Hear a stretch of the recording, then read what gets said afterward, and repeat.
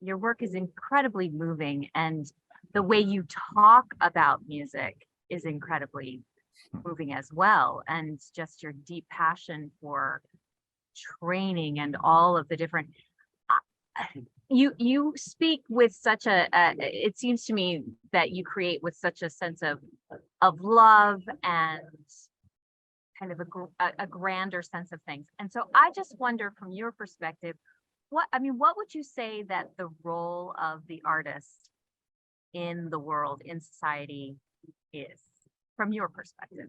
Well, I think of Bach and Beethoven and Monteverdi and Verdi. There have been some composers who are not great people, Wagner being the primary one. But most of the colleagues that I've had in this field have been interested only in creating the best possible art we can have. I mean, Lenny was one great example. His whole life was just driven by it, Bernstein. But, it's, as I mentioned, what I had said to our friend Kalina, I mean, we have to. We must. We don't have any choice. So if you're a sculptor, or as I saw somebody's a sculptor, or writing words or poetry or gospel singing or whatever you're doing, painting, you have to.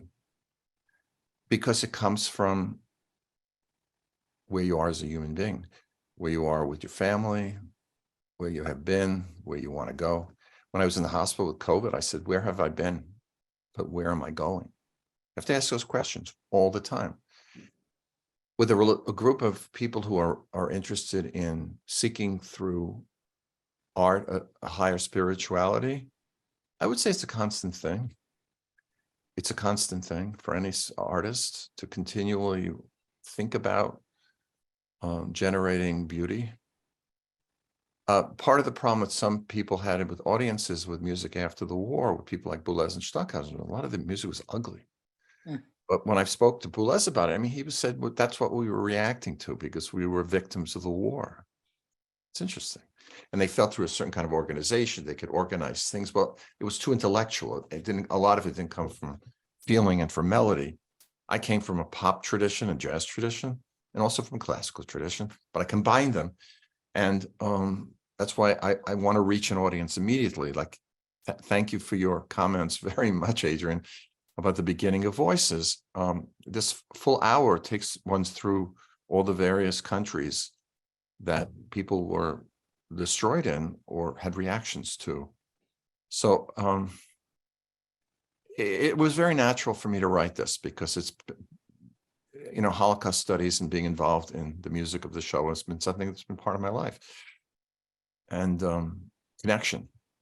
My teachers, fled Nazi Germany. Karl Bamberger, my conducting teacher, fled 1938 with Russian passport things because he conducted Shostakovich premieres. And he said he would have killed right away in the Anschluss. His mother was killed in Theresienstadt, in Terezin. I mean, so there's a lot of personal connection to what we do. We all have personal connection. We all do.